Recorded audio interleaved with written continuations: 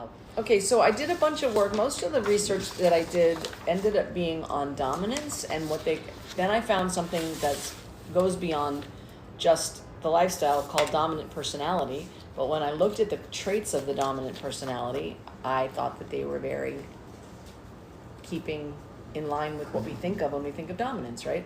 So common behaviors associated with dominant personalities include taking charge in group settings, speaking up and expressing opinions, taking initiative and leading projects, challenging authority or established norms,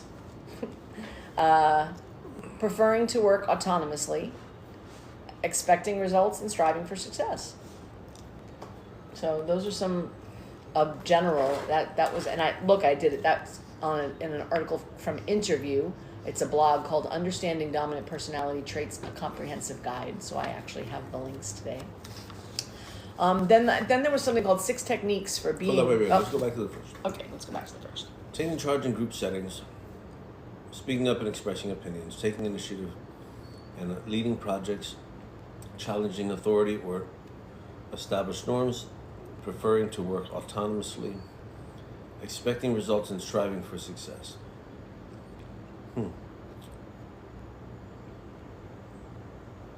So how does that play out in,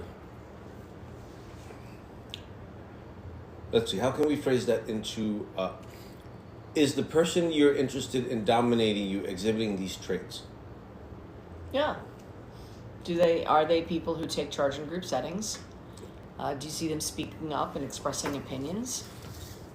Do they take initiative and lead projects? Do they challenge authority or establish norms?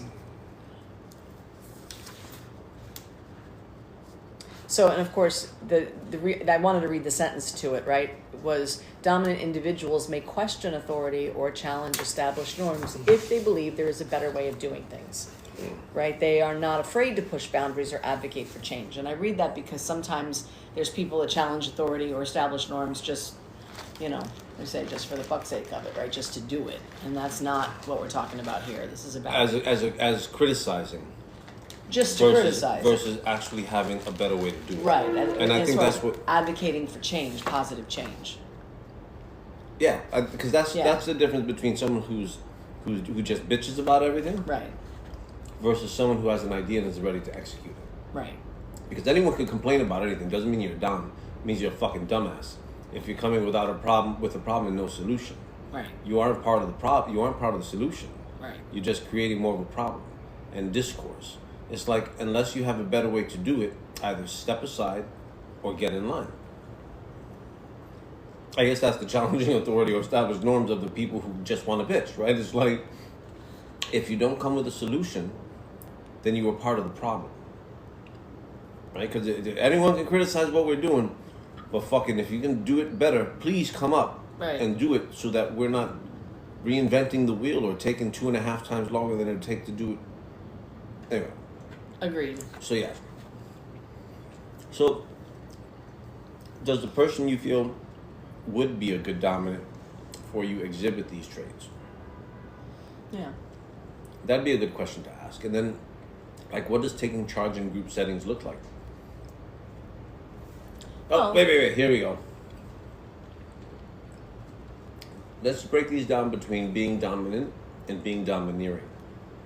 I thought about that. What does someone domineering look like taking charge in group settings? Self-represented leader who starts yelling and commanding at people, managing people. Right. Now, in that scenario, I can understand if it's like an emergency scenario. Well, yes, that's different. But when someone just stands, here we go. I got it. In a group setting, let's say prepping for an event. I don't know if they do or if they don't. I wouldn't suggest having them. Okay. I'm just pushing my luck because the first one was spicy. It could have been a spicy marijuana chocolate. Oh, it could just be one of those spicy chili chocolates, but let's not push it. No. No. You're an adult. I know. I'm adult enough to say, I'm already kind of out of it as it is. So it's like you're setting up for an event, right? You're volunteering for an event. Let's say you're volunteering for an event.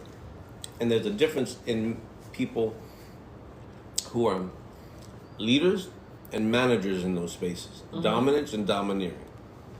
Right? The dominant is going to come and say, hey, help me move this shit over here. Right. Or this stuff needs to be moved over there, while they're in the middle of doing something else.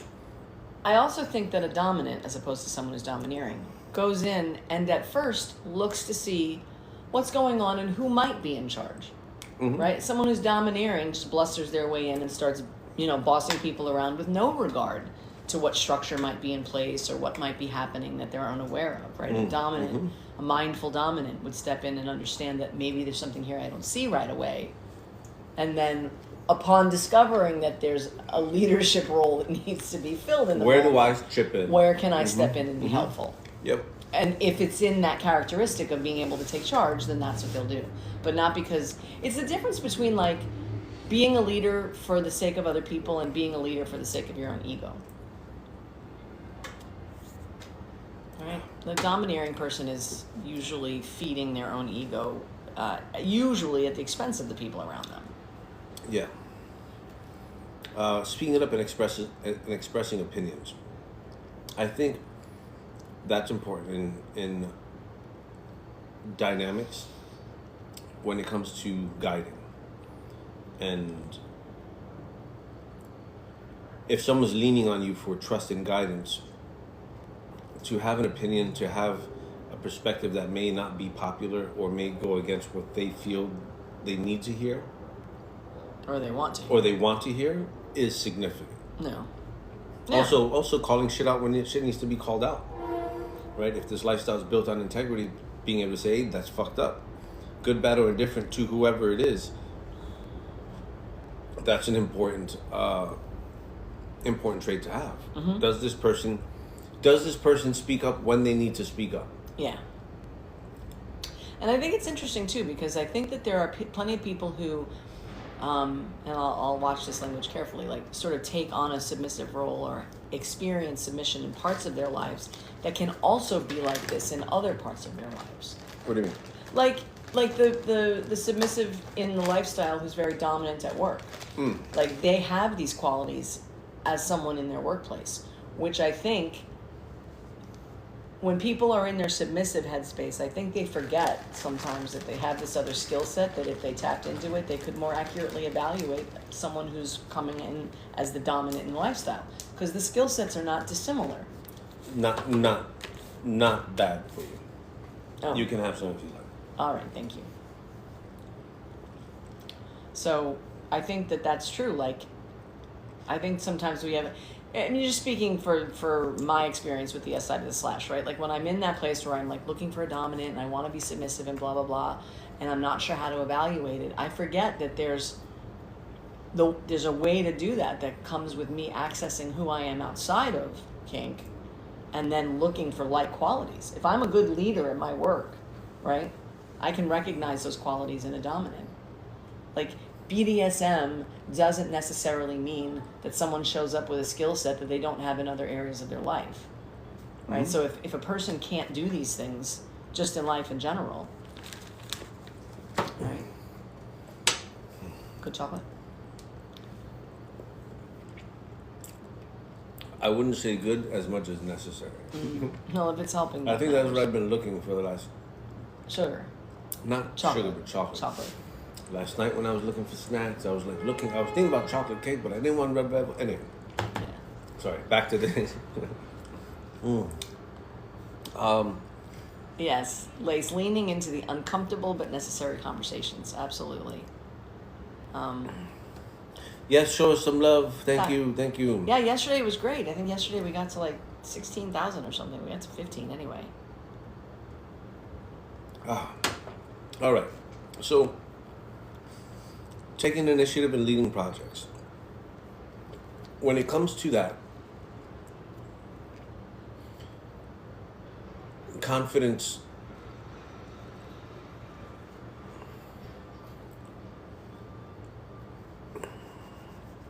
there was something I learned in the Marines from the drill instructors called good, and the phrase was good initiative, bad judgment.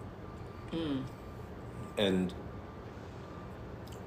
that's always stuck with me.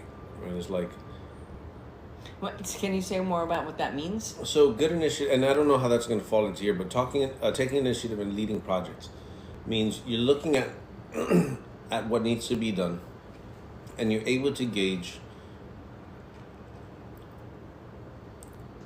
or at least you start to process, what can I do to get this ball moving,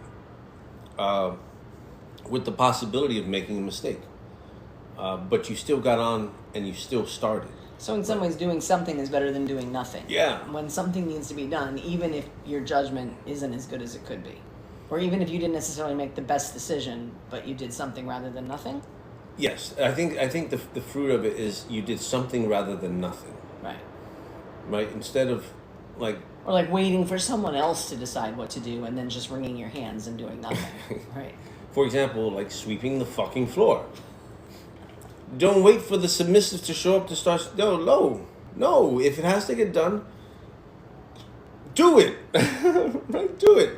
Sitting on your ass and waiting for someone else to come and do it, and then upset that they. Anyway, taking initiative and leading projects. When we set up for events, I tell people 5 o'clock, knowing that I'm going to start at 4:30. So that when they get in here, there's already momentum happening, right, for them to step in and do something, right, versus me having to start dissecting what needs to be done. Right. Right. And do I like it? No, but that's what has to happen, because people will follow a lead with more passion than they will taking direction in order to complete something. It's like, you go do this, as opposed to come join and complete. Right. Let's see. Challenging authority and established norms.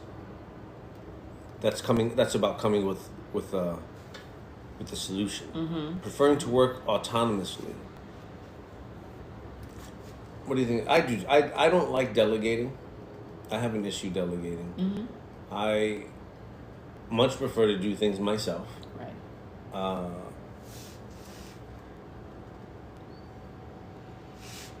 Or having people who I don't have to stay on top of, doing one thing after the next. For example, there was one event I used to host years ago where we would have those puzzle mats on the floor. Mm. And every time it was the same person. What should I do next? Pick up the puzzle mats. They pick up the puzzle mats. Okay, what do I need to do next? Put them on the shelf. Where do they go on the shelf? Where you took them down from the shelf. The same place. The same place you got them from, right? So it's like, Yeah. Elon Musk has it right with the Android bots, man. Expecting results and striving for success.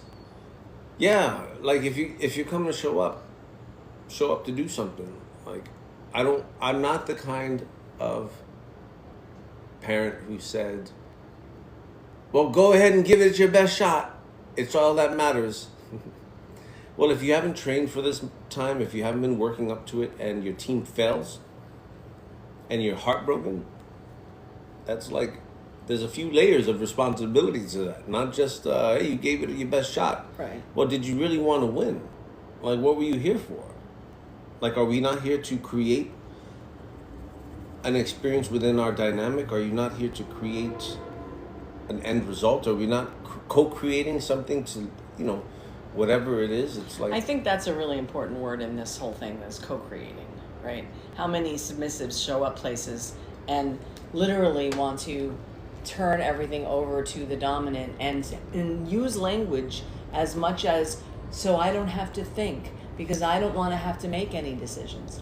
It's like, that's not what this is about, really. It's not about one person abdicating all of the decisions so that another person can just make them all for you. Oh, someone says they like delegating tasks. Delegating tasks. I gotta scroll up. Yeah, that's Hurricane. Oh, is it Hurricane? Hurricane said, man. Said they do that for you. They like doing it. Can't wait till you're here in the States. Yeah. So, let's see. 6 techniques for being dominant in the bedroom, from Masterclass, How to Be Dominant. Very curious about this one. All right. Being a dominant encompasses a wide range of experiences, and you and your partner can explore any avenue of pleasure you prefer. Here are some standard practices that you can use in the bedroom to take charge. This is from masterclass.com. Permission. 2 key tensions at play during most dominant DS experiences are permission and punishment. During this type of session, the submissive asks permission to perform certain activities, for instance, performing oral or orgasming, and when they act outside of the dominant partner's rules, they receive a requisite punishment. When starting as the dom, consider setting up a few sexy rules, for instance, choosing the positions or what the sub is allowed to wear. And punishments. Common punishments include spanking, edging, or chastity and bondage. Could be fun. Very risque. Well, especially for TikTok and Instagram. Spanking and impact play. Erotic spanking is a type of impact play in which the dom uses their hands, a whip, paddle, or crop to spank parts of the sub's bodies for consensual and mutual pleasure. You can use spanking as foreplay before hooking up, or kinky punishment during submission and domination play. Giving an erotic spanking can increase blood flow in the sub's groin area and release pleasurable chemicals in the brain, including endorphins and dopamine to enhance sexual pleasure. There's a lot of talk in the stuff that I researched about how do you want to experience, right? And pain, pleasure, endorphins comes up a lot in anything related to being on the S side. Right, like the being spanked, the experiencing it, like a lot of that stuff is pain that leads to pleasure, that leads to the endorphin rush, which is almost like a biological drive to want to engage on that side of the slash, at least from an activity standpoint. Dirty talk. Using a particular language in the bedroom is a key part of dominant behavior in DS relationships. As a dom, you can command your sub to address you with respectful pronouns like sir or madam to show that you're in control. Yeah, you gotta be demanding that stuff. You can also use dirty talk to describe what you're about to do to your sub and how you'd like them to be treating you. I actually really enjoy dirty talk. Surprisingly, but it's like the stuff you see on the internet though. It's like really nasty, stuff I can't repeat back on here on Me too. social media. But DS 101 here. yeah, exactly, Kind right. of. Let's see, role play. Role playing is difficult for me. I don't role play well. Yeah. Role play scenarios can jumpstart the action of a DS scenario because they offer easy roles for each person to slip into and help you distance yourself from the situation if you're feeling a little stage fright. If you're just starting, consider role play situations that already have a built-in power dynamic with both a D and S role. For instance, boss employee, teacher student, or doctor patient. Well, remember we did in one of the intensives, we did the role play class. Yeah, and we did that. And once you get into it, because I have the same mental sort of hiccup about getting into role play. It seems so fake. It seems so, contrived. But once we pushed past it, like, remember the practice one that we did when we were on the train? Or like we were on the subway and we were like, it's like once we got going, I was like, this is kind of cool. It's kind of sexy. I'm going to show you something scary, freaky, right? If you look at the TV, it looks like someone's standing there. You see the white outline? Mm-hmm. The legs, the arm, and the torso. See it? It's the ghost. Hey, listen, no shit. The other night, I had turned off all the lights, and the bedroom is directly opposite of the kitchen. And I'll have to take it on here. And I turned off the light, and when the kitchen light shut off, the refrigerator door was open, and then it closed. It was not like there was nothing else that could have happened. And I was like, but wait a second. I thought Natalie was asleep, so I come out, and I look through the kitchen. Nobody here. Everybody was knocked out. I poked my head in. Natalie's all spread out throughout the bed. I was like, what's going on? And then I went back to bed and I closed my eyes. I pulled the blanket over my head. I said, okay, ghost, have a nice night. Have a nice night, ghost. Yeah. All right, I'll take a picture though. That's kind of wild. It looks like a reverse Michael Myers. Role play. Role play is difficult for me. It was when Kathy was here and we were co-creating that role play for Kink. Yeah. And it was fun, but it's challenging. It's challenging. I think it's challenging too. It doesn't come easy to me either. Outfits. DS often incorporates specific outfits or attire that you can use during a scene. For instance, doms may wear leather outfits. I have one of those. Suits and boots or heels, while subs wear collars, leashes, or role-play costumes like maid outfit. Do you have a maid outfit? I don't know. Why? Do you like I that? need a maid outfit. Yeah, that would be nice. You know me and my stockings. I don't know. That'd be fun. Dressing the part can help you immerse yourself in the role and explore your dominant side. Well, it was like when I had Natalie here walking around in high heels, clean. Mm-hmm. That was hot. But, you know, Natalie in high heels is hot, period. Oh, listen. Yeah, this picture is going to be replaced with this other picture I took this weekend. Bondage. Bondage is a sexual practice in which the dominant person uses tools to restrain the sub during an encounter. The most common restraints include rope, leather straps, bondage tape, ties, handcuffs, spreader bars, ball gags, blindfolds, and chains. These restraints are designed to restrict the sub's senses or freedom of movement, to place control in the dom's hands and heighten mutual stimulation. I'm leaving some words out there so we Yeah, don't of get course, back. so we don't get kicked off. So I like that. My partner always dresses up no matter what. Hurricane, that's very cool. I like that. And then we have here. We go to do that, and then we end up not.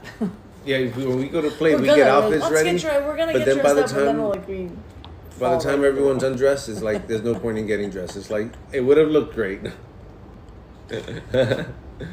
Oh, fatally. Aw, that's sweet.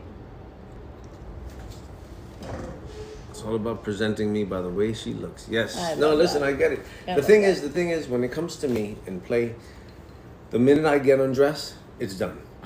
The minute you get undressed, it's done. So you have to be ready for me by the time I get there. Ready, with everything ready to go, or the plans are going to change. What is it? Taking initiative and leading projects. Nope, changing plans, kids. Well, good. I'm glad you gave me that clue. Now I know what to do. Yeah. You have to be ready by the Now I time. know what to do. By the time I get. Let me move this Yeah. over so my. There we go. All Yeah. right. Yeah, Yeah, that's cool, Kushla. We don't go out like that. I'd like to go out where we dress up every once in a while. We have.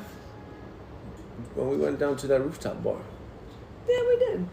right? I guess maybe I would like it more. Mm-hmm. That was like a month ago. Yeah, it's true. We'll go there. Awesome. Now that it's cooler outside. That's true too. It was too hot. All right, so you may not have realized that you were with a dominant male when you first started dating, but it's a good chance that you did. This is from Regain.us, Advice General, 8 Tips When Dating a Dominant Man. I felt like that this could be either gender, but the article was written from the male-female. It's crazy. You may not, okay, where was I? Dominant males are often leaders in relationships and life. They tend to be the go-getters that have business success. They give off natural confidence that seems to demand attention. You've probably heard about the common attraction to the bad boy. This may be a similar phenomenon. While the reasons might not all be the same, many people are attracted to dominant males. It may seem exciting at the start of a relationship, but also can lead to challenges over time. Challenges in dating a dominant. All dominants have trials. All relationships have trials, but when you're dating a dominant, you may experience some unique challenges. Their desire to have a leadership role in the relationship can make you feel like you're taking the back seat. Your opinions may not be as valued, and you may find that you cannot make decisions in the relationship. Dominant men also tend to be more aggressive. While this can be something that some individuals are drawn to, it can also be a sign of a larger problem. Specifically, it can lead to an abusive relationship or the man being too sexually aggressive for what his partner prefers.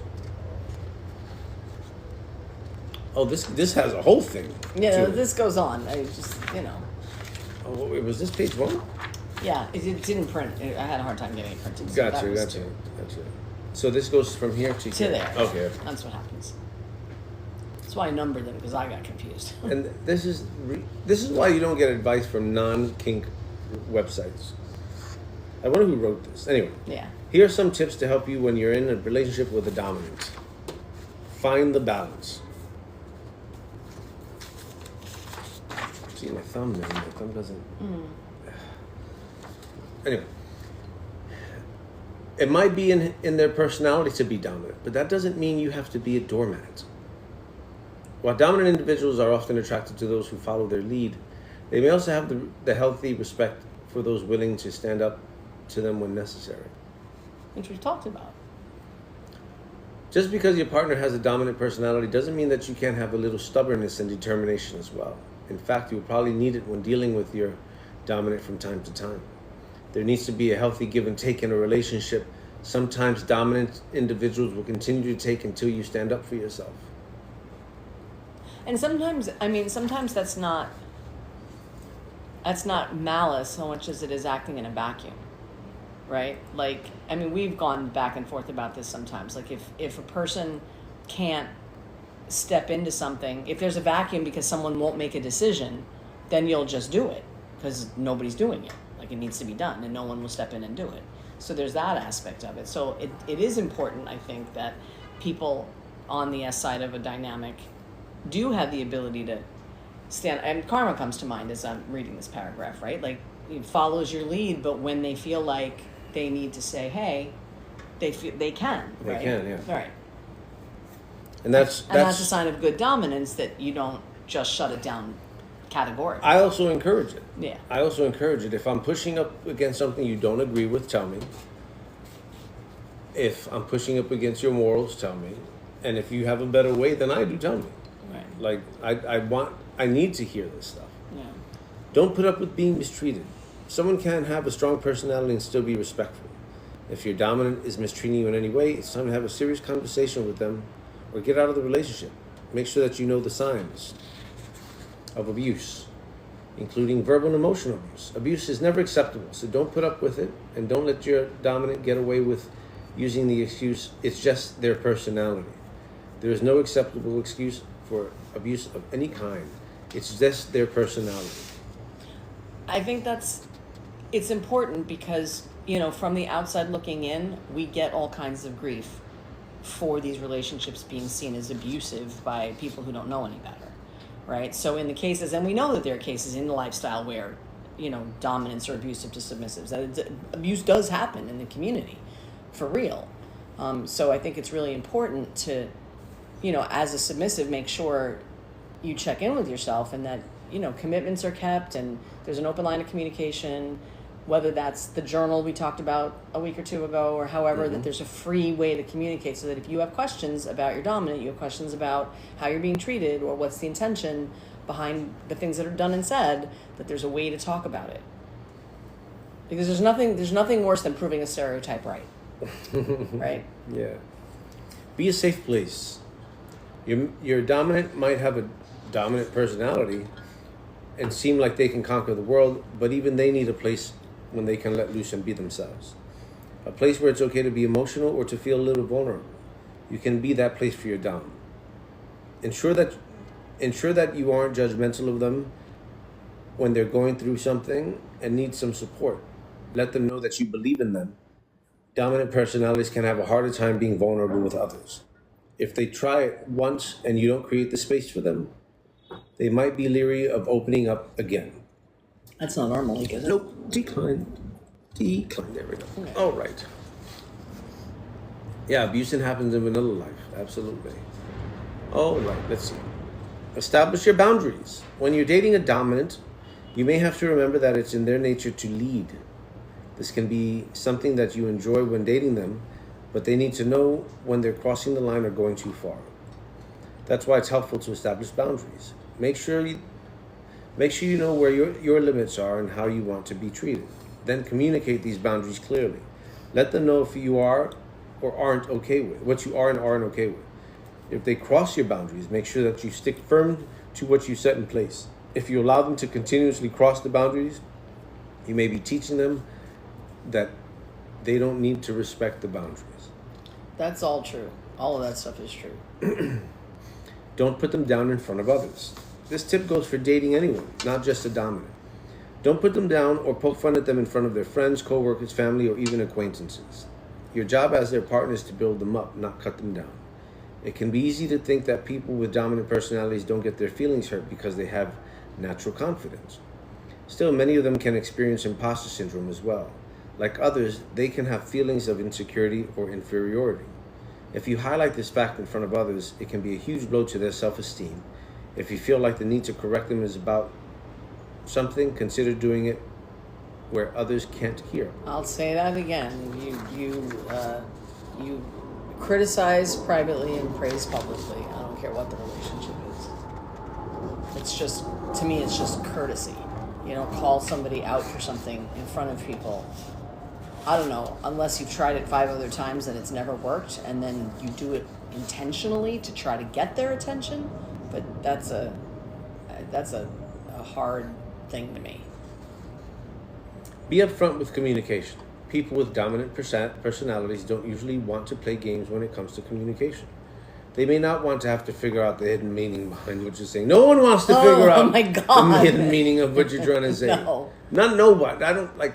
If you like being given riddles, say you like being given riddles. But yeah. don't. Well, that's a consent issue. You know, if you're gonna beat play around the games bush. consciously, you don't have my consent for that. So, if you do try to say something with a hidden message, dominants may not even pick up on it because they might operate on the idea of saying it like it is. If you aren't communicating the same way, they may not pick up on your signals. Consider going with the flow. Yeah, I do really badly with subterfuge and subtext and. Right. Dominants or alphas don't just like to be in charge. It could just naturally be a part of who they are. They may not have to try to step into a leadership role. It might just seem to happen when they're part of the group. This is often how their relationships work as well. If you aren't a go-with-the-flow type of person, this can be difficult for you. A relationship with 2 dominant people might prove to be a challenge. Yeah, I agree. I agree if it's like a pissing contest, if one is trying to overpower the other, like, I don't want to convince a person to lead, and I have no issues following if you are worth following. But if you're gonna row on the boat, row on the boat. If you're gonna work with me, work with me. If you're not, I don't want to convince you of anything. No, and I think in the case of 2 dominants, there's a given. To me, the relationship, if we're going to talk about dominant, becomes more egalitarian to me. I follow you in the areas that are yours, and you follow me in the areas that are mine, right? And the good news for us is we have different areas, which I think is great because it means we cover more bases. Yeah. You know. Can a dominant person be with another one? Well, let's see. And the inquiring minds want to know. Our 6.5 years would argue yes. Some people are dominant and other people are passive. When you're face to face with a person who suits your personality, you can often feel it. Preferring dominant personality traits is subjective. Some people prefer to be submissive in the relationships, while others are more assertive. You can prefer dominant partners because you find their behavior sexy and appealing. In any case, it could be crucial to get what you need out of a romantic partner. Personal relationships are just that, individualized connections. The thrill of loving a dominant individual can feel like a fairy tale. I didn't read that part while I was doing it. If you're a dominant person, then you may prefer to be with a romantic partner who's submissive. Or maybe you want to be with someone who's also a dominant individual. Many individuals prefer to be with individuals. Just kidding, it doesn't say that. Many individuals prefer to be with a dominant partner because they can match their intensity. Dominance can come across as confidence. If you're an assertive person, you may present as forceful and dominant. Both men and women can come across this way. If you're an assertive type of person, you don't mind being around someone who is the same way, you could be happy with a dominant individual. A dominant partner can make you feel empowered and more confident in your extroverted nature. Sometimes people who know what they want can inspire each other. Absolutely. There's you can pick and choose if you want. Dominance versus abuse. Here we go. Everyone has unique needs in a relationship. It's crucial to ask yourself why you want to be with a dominant individual. There are healthy reasons to want to be with an assertive mate, and then there are toxic ones. Preferring a dominant individual could mean that there's something unresolved in your history. Yes. Yes. Thank you. You could be seeking out this trait because it's what you know. If you were with a dominant individual who abused you, that could be familiar but not healthy for you. A mental health professional such as a counselor or therapist can help you resolve these issues as well as any others that can be affecting your relationships. Key traits of dominant personality. Oh.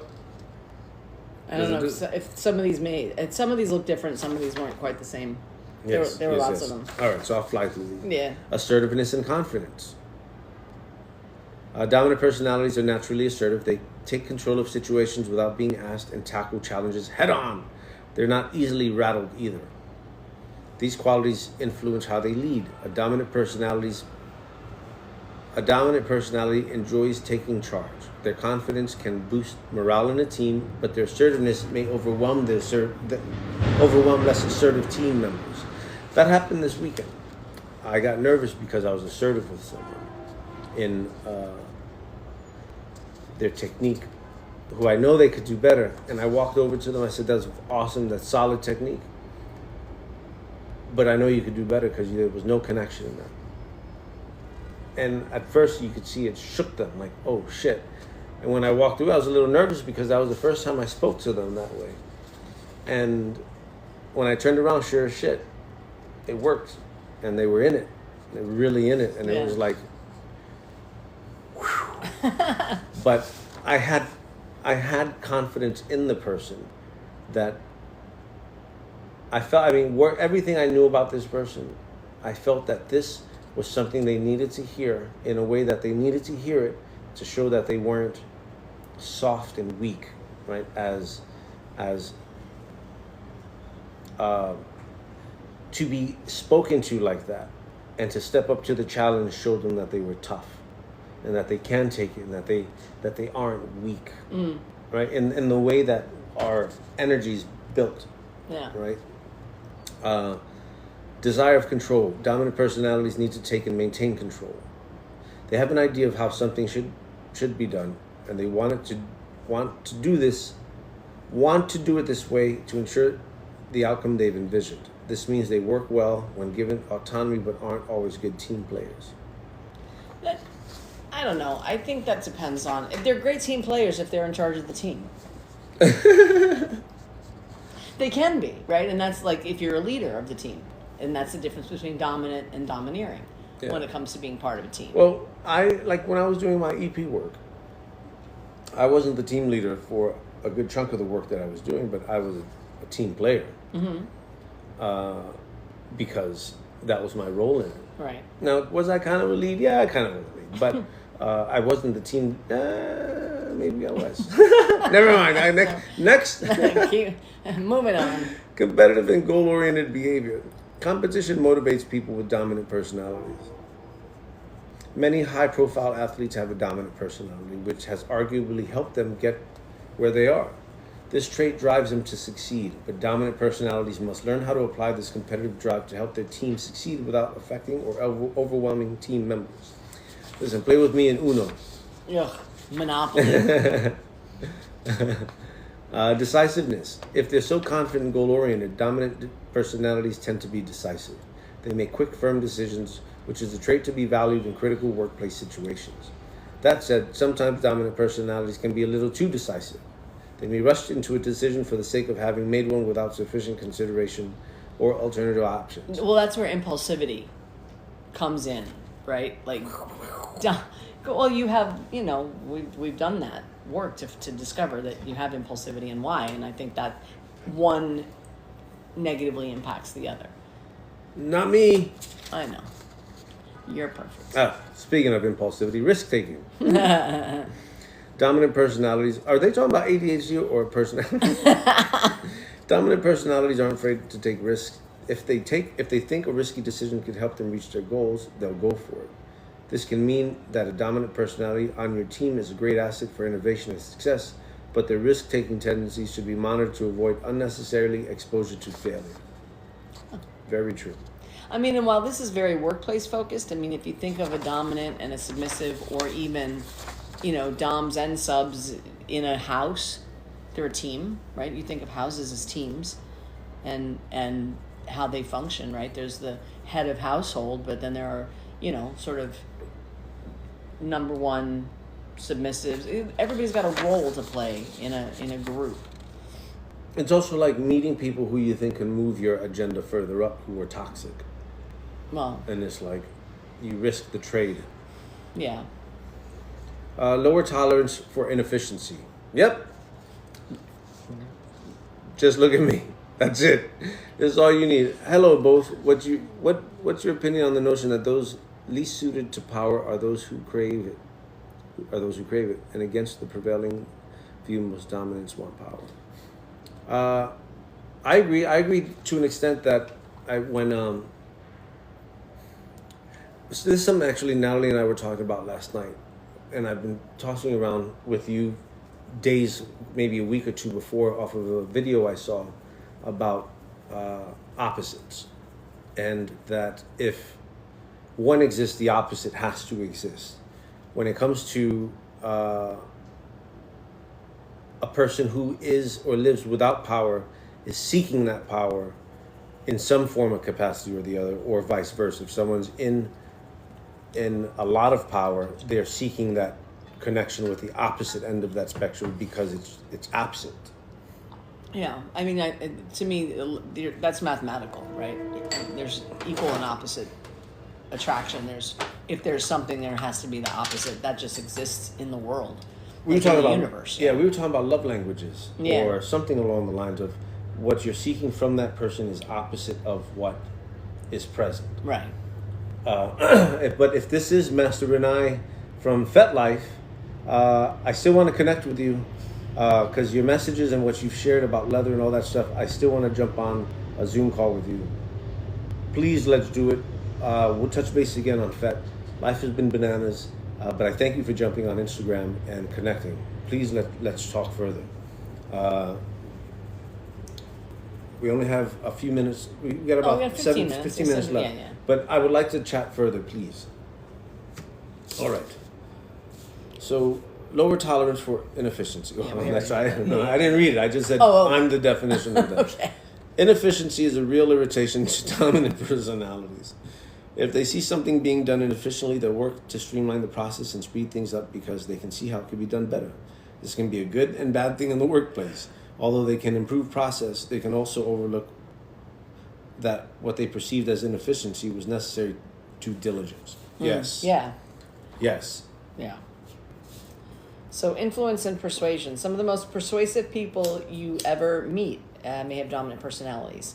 Dominant personalities often lean on their communication skills and strong presence to influence others to come around to their viewpoint. This can be a valuable trait in a leader who needs to unite teams and get everyone on board, but it should be wielded with empathy and inclusive and not used to steamroll people. Dude, and that's... Dominance and domineering again. No, but not only that, but manipulating scenarios to better your outcome. Yeah. Right? It's like... I was doing this complaint thing between two people. And I was listening to both sides. And I was like, okay, I see they just have issues with each other. Right. And it's like, instead of going back and forth and saying, listen, this person's got issues, this person's got issues, blah, blah, blah, blah, blah, blah, blah, blah. It's like, look, you both don't like each other. You're not banned from anything that each other can go to. If you can go and be in the same spaces without fucking giving a shit, then do it. Yeah. But this isn't high school. This and isn't if you can't, don't. And if you can't, don't. Decide you're going to go to different events. Like, be adults. Be adult. If you weren't invited, don't invite yourself. Well, that's a big one for you. Yeah. Right. So, and it's like, don't go where you're not wanted. Yeah. Because that's been a thing for me around like the relationship with the community. Back and forth is. There are people who I'm friendly with and I'm connected with and I love supporting and stuff like that. And there's other areas that I'm not going to put my opinion in that. Shut up. But we just don't see eye to eye, right? So it's like, why would I give them my time and energy when it's not appreciated? Why would I go where I'm not celebrated? That's a good way of putting it. I like that. All right. Adaptability to leadership. Dominant personalities are naturally inclined towards leadership roles. They know they have vision and decisiveness, and they want to be in charge because they think that they've got what it takes to deliver success. The qualities of dominant personalities are useful when it comes to leading, and as a study at Harvard Business Review found, people ever prefer it to have a dominant leader in times of uncertainty.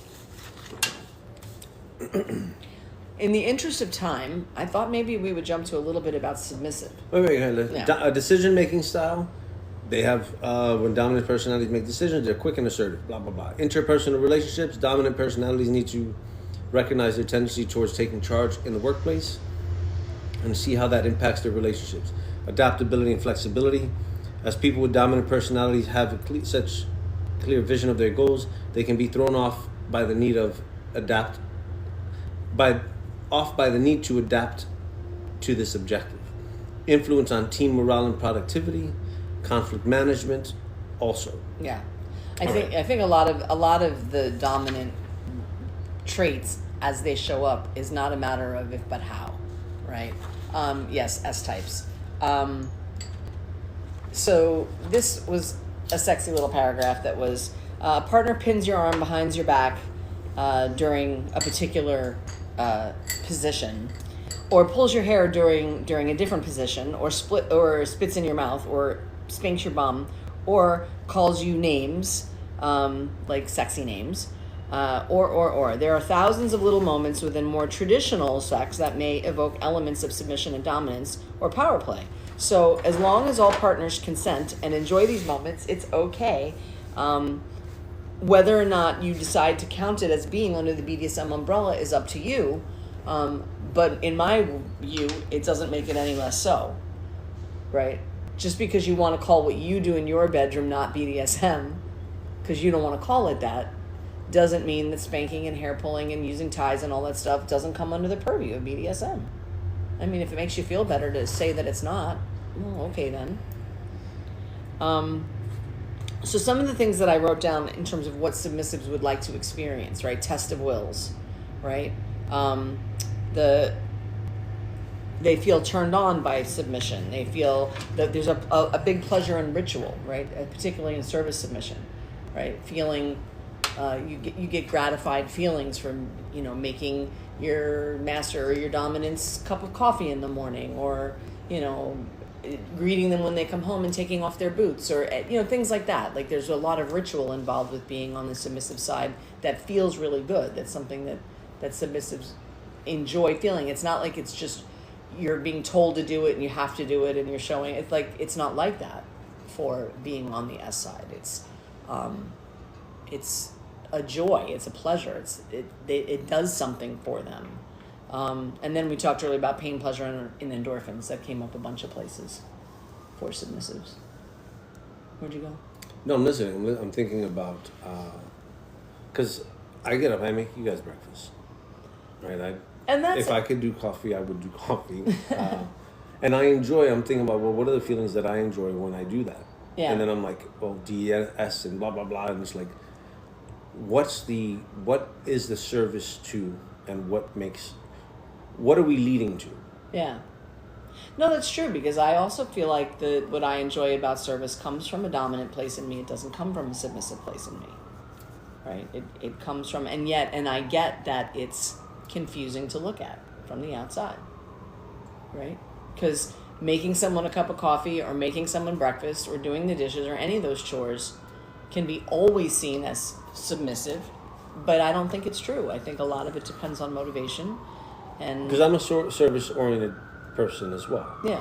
Right. So yeah. It's, for me, it's a love language. Service is a love language. Yeah. And it's a way for me to say, I care and I support you and I want you to be nourished. Yeah. It was like the way you discovered Bastonado. right? In terms of how you took it from being punishment to being a way of providing a service, to say thank you to a submissive for being on their feet, like the metaphorical, like being on your feet, like you using the implements not for torture but for stimulation in a good way of the feet. You expressed it when you discovered it as this is a way to give back to people who do service. Yeah. And to say thank you, right? Yeah. So some of that, service is, it is a love language. Yeah. I think for me it comes from a place of providing and support. Yeah. Like it's respite. Yeah. This was a paragraph from Birth Neoterrorist, I don't know what that is, .com. It's called The Strength of Submission, right? So they were saying that intimacy, kink, and healing, one of the benefits is that beliefs is we don't have to explain our why to anyone, and that we don't need anyone to know why about anything unless it's something that we choose to explore for ourselves. With this permission, to choose the role of submission can be a highly rewarding and healing experience if you explore it with intentionality. Many of us have had to build walls to protect ourselves from the responsibilities and hardships of life. This has become a part of our personality and a way of navigating through the world. It can be exhausting to be in control all the time, and submission can be a dedicated space to find safety in letting go of control and surrendering. Many people find it healing and freeing to be allowed to release the demands of decision-making and to receive connection, care, and service through their choice in submission. It can also be powerfully healing for those who have had their autonomy taken from them in other parts of their life. Submission can allow us to rewrite stories, learn how to build healthier relationships with power dynamics, develop trust in relationships, and can allow us to just relax and let go for a moment of time. Before you start planning scenes and sinking into submission, learn about the standards, codes of ethics, risks, harm reduction, and how to find informed community. And the rest of this article was about those things, which is stuff that we've covered a lot up until now. But I just thought that was an interesting description of the why, like the how you feel. Some people feel in their submission. Feel free to drop in the comments what you guys feel like in your submission, or what you would like to share. It's pretty important stuff. Like for me, what I was thinking of, another thing when I zoned out, I was thinking about in my submissive space, how do these look in real time, right? Assertiveness and confidence. For me to feel like someone else could lead, they have to know where they're going. Mm-hmm. And I don't want to go fucking exploring. I'm not curious about what, like, adventure. If the adventure is it, that's the adventure, right? That's what we're doing. But to know indecisiveness is a big killer for me.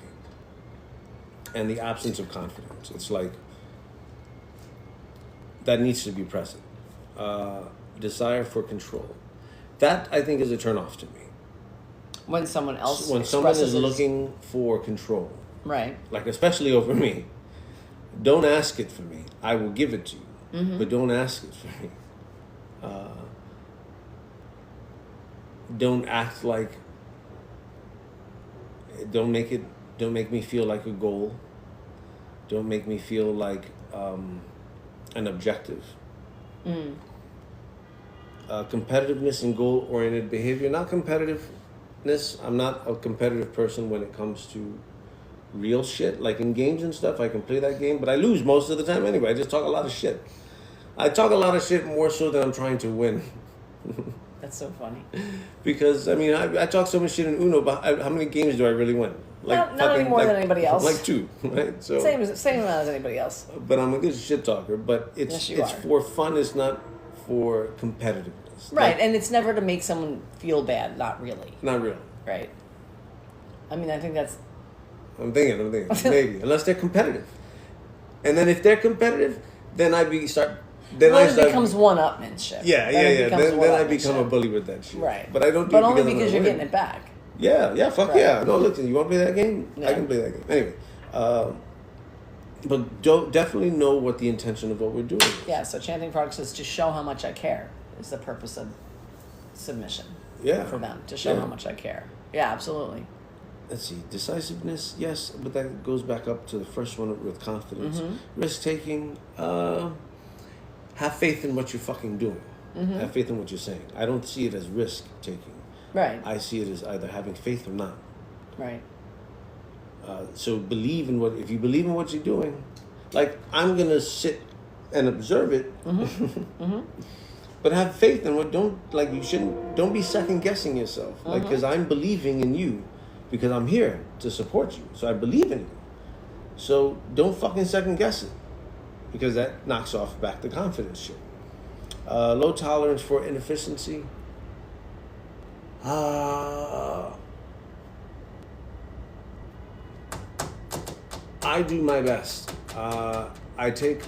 If I drop the ball, I try to take it as best as I can, and I roll with it. How tight of a ship? I don't know. I've been on a lot of tight ships before. So it's like, let's see, influence and persuasion. Do I like a politician? Yes and no. Yes and no. I like someone who can connect with people, and